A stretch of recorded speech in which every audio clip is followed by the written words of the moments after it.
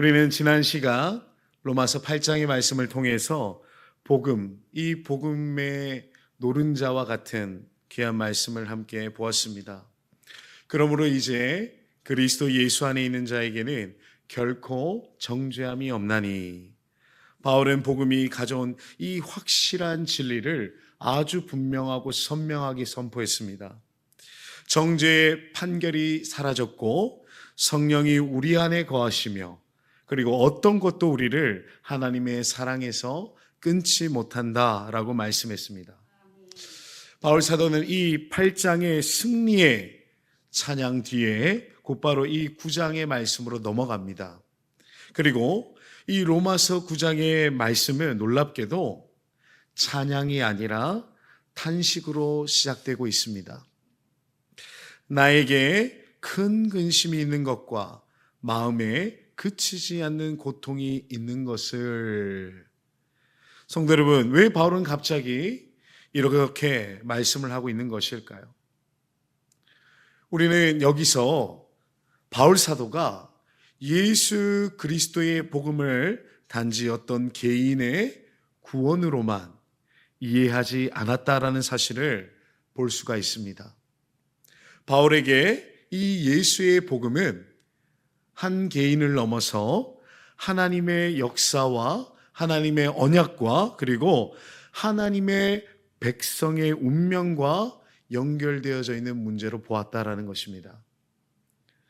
그리고 이 바울 사도를 가장 마음을 아프게 했던 것은 바울 사도의 민족인 이 이스라엘, 언약의 특권을 가장 많이 받았던 사람들이 오히려 예수 그리스도를 거절하고 있는 현실이 그로 하여금 너무나 가슴 아프게 했다라는 것입니다. 그래서 바울 사도는 거의 자신이 감당하기 어려운 말까지 하며 이렇게 표현합니다. 3절 말씀에 나의 형제 곧 골육의 친척을 위하여 내 자신이 저주를 받아 그리스도에게서 끊어질지라도 원하는 바로다. 성도 여러분, 이 말은 바울이 감정이 격해져서 과장되이 표현한 것이 아닙니다. 바울은 복음을 안다는 것이, 복음을 가지고 있다라는 것이 무엇인지 우리에게 보여주고 있습니다. 사랑하는 여러분, 우리가 예수 그리스도의 복음을 알면, 예수 그리스도의 복음을 가지고 있으면 은혜를 모르는, 예수를 모르는 영혼을 향해 마음이 무뎌질 수가 없다라는 것입니다. 복음을 알면 내가 구원받았다라는 사실에 끝나서는 안 됩니다. 그렇다면 저 복음을 모르는 저들은 어찌 되겠는가? 라는 그런 우리의 안타까운 질문이, 탄식이 함께 터져 나와야 한다라는 것입니다. 또한 오늘 본문에서 아주 중요한 신학적인 질문이 등장합니다. 바로 이스라엘에게는 양자됨과 영광과 언약과 율법과 예배와 약속이 그들에게 있었습니다. 심지어 예수 그리스도께서 육신으로는 이 이스라엘에게서 나셨다라고 말씀합니다. 그렇다면 우리가 묻지 않을 수 없습니다. 지금 그런 많은 특권을 이스라엘 백성들에게 주어졌고, 심지어 예수님도 유대인으로서 태어나셨는데 그들이 지금 예수를 받아들이고 있지 않다라는 것은 하나님의 약속이 실패했다라는 것입니까? 하나님은 정말 이 언약에 신실한 분이 맞으십니까? 하나님의 그 구원 계획은 흔들렸다라는 것입니까? 라는 그런 의문이 생길 수 있는 부분이라는 것입니다. 바울서는 그 질문 앞에서 곧바로 대답을 합니다. 6절 말씀에 그러나 하나님의 말씀이 폐하여진 것 같지 않도다. 아멘. 성도 여러분, 이것이 오늘 본문의 출발점입니다. 로마서 9장은 어떤 차가운 예정론, 하나님께서 택한 사람만이 구원받는 것이고, 택함받지 못한 사람은 무슨 일이 있어도 구원받지 못한다라는 그런 예정론으로 시작되지 않습니다. 이 본문에서 사실 신학에 있어서 예정론을 그 신학적인 근거를 찾아가는 것이거든요. 이 로마서의 9장의 말씀은 어떻게 시작되고 있습니까? 눈물에서 시작됩니다. 눈물에서 시작해서 하나님의 신실하심으로 우리를 인도하고 있습니다. 그리고 오늘 이 말씀은 우리를 두 방향으로 인도할 것입니다. 첫째는 하나님의 언약은 실패하지 않는다는 것입니다. 두 번째는 하나님의 구원은 혈통이나 어떤 외적 조건이 아니라 약속과 긍휼의 그 주권적인 은혜로 성취된다라는 사실입니다. 그러므로 사랑하는 성도 여러분, 오늘 우리는 이 서론에서 한 가지를 먼저 붙잡아야만 합니다. 우리 눈에 현실을 바라볼 때 이 현실이 흔들려 보여도, 우리 마음에 왜 저 사람은, 왜 우리 가정은 이라는 탄식이 있다 할지라도 하나님은 그의 약속을 결코 패하지 않으신다라는 사실을 우리는 붙잡아야 합니다. 이제 우리가 본문 속으로 들어가서 바울의 그 애통함과 이스라엘의 특권과 그리고 참된 이스라엘에 대한 하나님의 약속의 방식을 차례대로 함께 살펴보기를 원합니다. 성도 여러분, 로마서 9장은 뜻밖에도 눈물로 시작됩니다.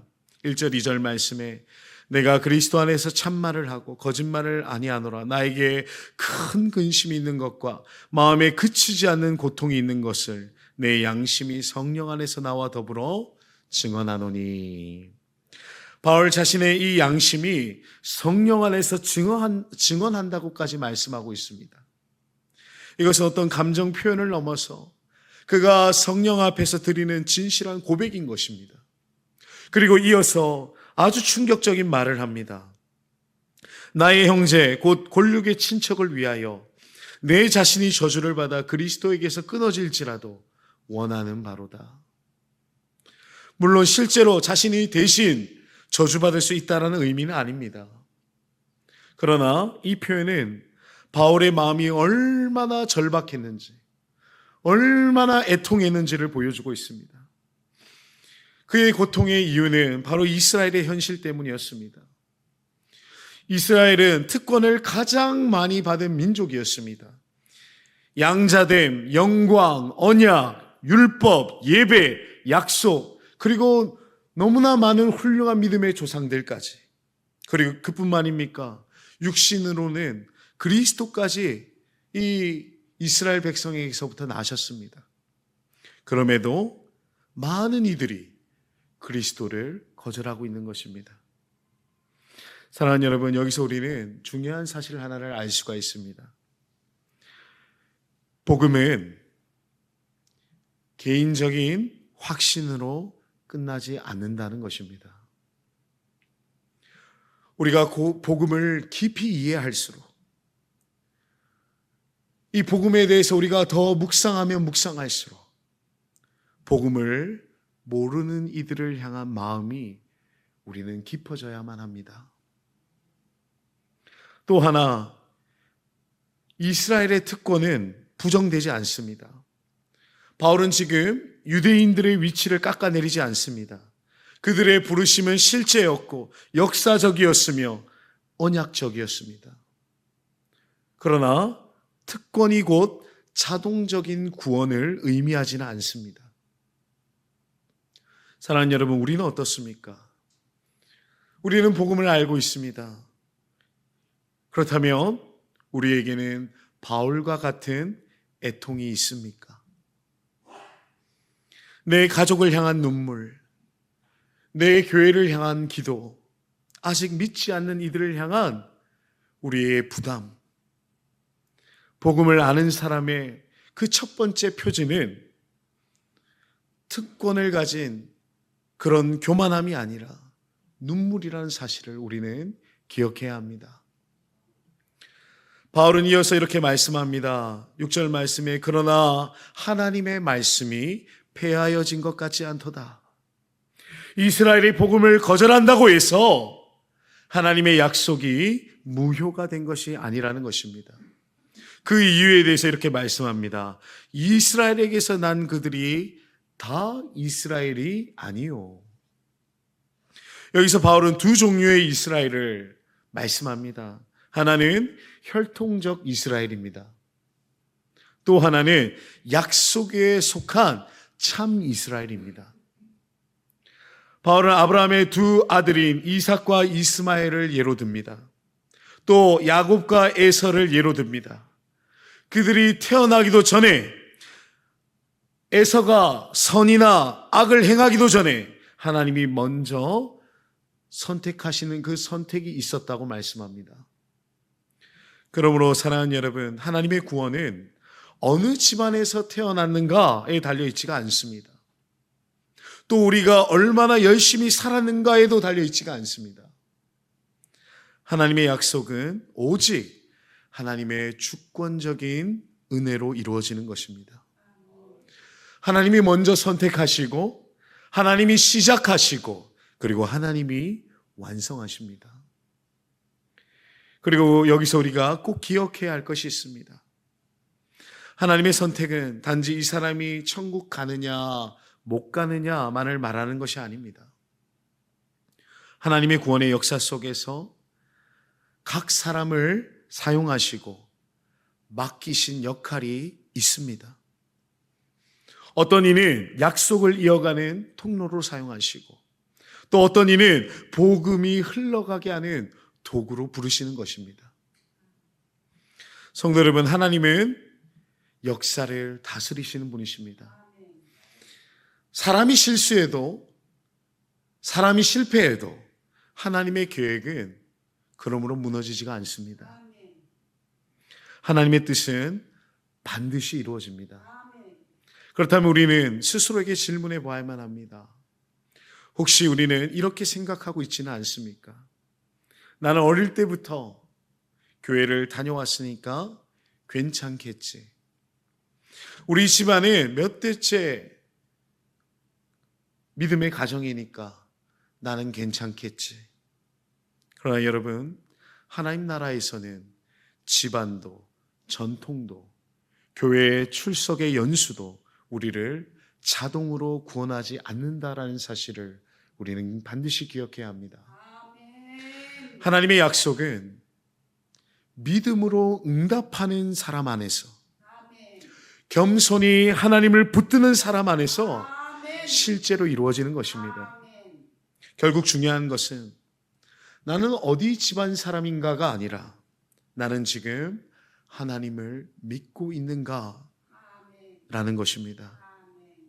그러면 하나님의 은혜는 준비된 가문이 아니라 믿음으로 반응하는 그 마음 위에 임함을 믿습니다. 바울 사도는 예상되는 반론에 대해서 제기합니다. 14절 말씀에 그런즉 우리가 무슨 말을 하리요? 하나님께 불의가 있느냐? 그리고 그 질문에 대해서 단호하게 대답합니다. 그럴 수 없느니라. 바울은 모세의 경우를 예로 들며 말씀합니다. 15절 말씀입니다. 모세에게 이르시되 내가 긍휼히 여길 자를 긍휼히 여기고 불쌍히 여길 자를 불쌍히 여기리라 하셨으니. 또 바로의 사례를 언급합니다. 하나님은 이 바로의 완악함까지 사용하셔서 하나님의 능력을 드러내셨습니다. 뿐만 아니라 토기장이의 비유를 들어서 말씀합니다. 21절 말씀에 토기장이가 진흙 한 덩이로 하나는 귀 쓸 그릇을 하나는 천이 쓸 그릇을 만들 권한이 없느냐. 사랑하는 성도 여러분, 하나님의 주권은 우리 인간 세상의 불공평함과는 다릅니다. 사람은 감정에 따라서 판단하고 자기의 이익을 따라서 선택하고 또 때로는 그 선택이 자기에게 이로우면 선한 것이고 자기에게 해가 되면 악한 것이 우리 인간 세상에 말하는 공평함입니다. 그러니 사실 공평하다고 말씀할 수가 없는 것입니다. 로마에 가면 로마 법을 따르는 것이 우리 인간 세상인 것입니다. 그러나 하나님의 선택은 결코 어떤 편애나 차별이 아님을 우리가 기억해야 합니다. 하나님의 선택에는 언제나 하나님의 거룩한 뜻과 분명한 목적이 있습니다. 성도 여러분, 하나님은 창조주이십니다. 우리는 피조물입니다. 우리가 죽었다 깨어나도 이 관계가 바뀌지 않습니다. 하나님은 모든 것을 지으신 분이시고 우리는 그 손안에 있는 존재라는 사실을 우리가 인정하든 인정하지 않든 그렇다라는 것입니다. 그러면 하나님의 주권은 주님께서 기분 따라 휘두르는 힘이 아닙니다. 또 자의적으로 누군가를 밀어내는 폭력도 아닙니다. 우리 하나님의 주권은 구원의 역사를 이루어 가시기 위한 의롭고 완전한 통치라는 사실을 우리는 믿어야 합니다. 이것은 믿음의 영역입니다. 많은 사람들이 하나님의 행하신 일을 보면서 아니 사랑의 하나님이시라는 분이 선하시다는 분이 어떻게 그럴 수 있어? 라고 하나님을 향해서 이야기를 합니다. 그것은 정말 그 시대를 살아가고 그 제한된 시간과 제한된 그 지식만을 가지고 있는 우리 인간이 하나님을 이해하고자 한다는 것 자체가 그것이 말이 되지 않는 것입니다. 우리가 다 이해하지 못해도 하나님의 계획 안에는 언제나 공의와 사랑이 함께 있다는 사실을 우리는 기억해야 합니다. 또한 하나님은 즉시 심판하시는 분이 아니라 오래 참으시는 분이십니다. 하나님을 거역하는 자들까지도 하나님은 오래 기다리시고 회개할 기회를 주십니다.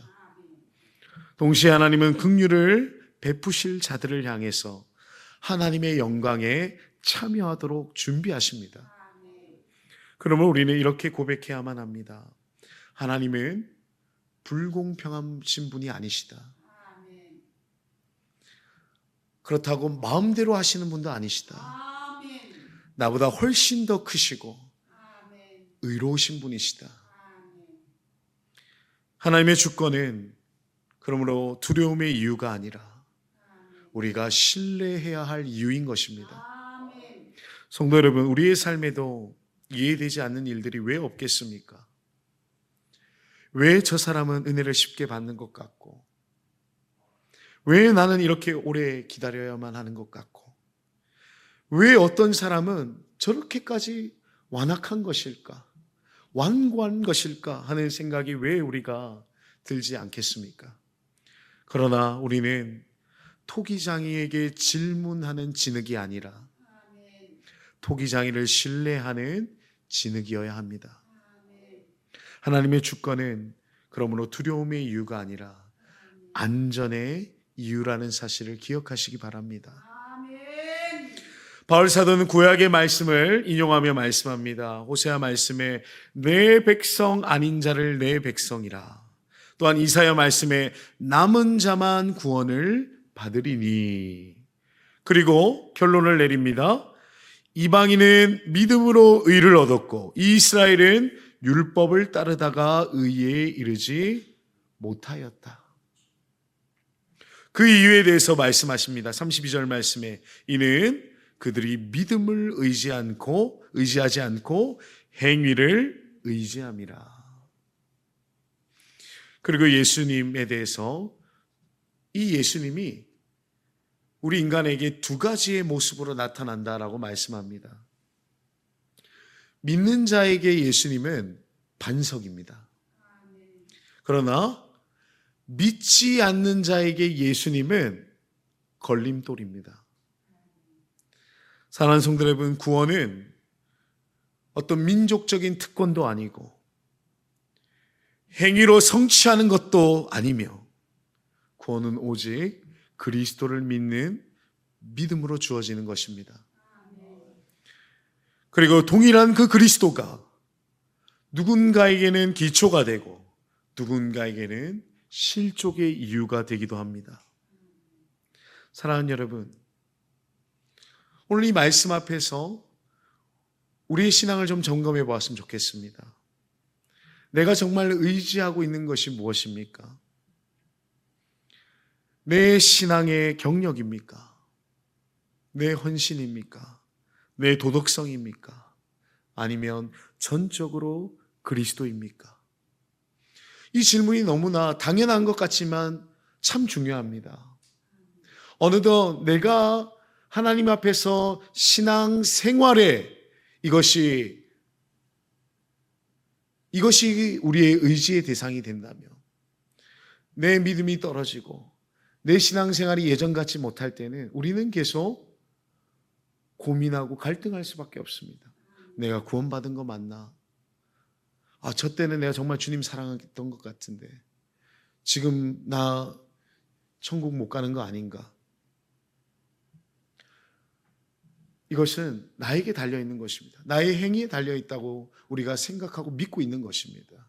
정말 내가 무엇을 의지하고 있는가? 나의 어떠함과 상관없이 그 하나님의 크신 사랑과 십자가와 부활의 그 놀라운 능력으로 말미암아 내가 구원받았다라는, 전적으로 그리스도로 말미암아 나의 구원이 이루어졌다라고 한다면 우리는 흔들리지 않을 수 있다라는 것입니다.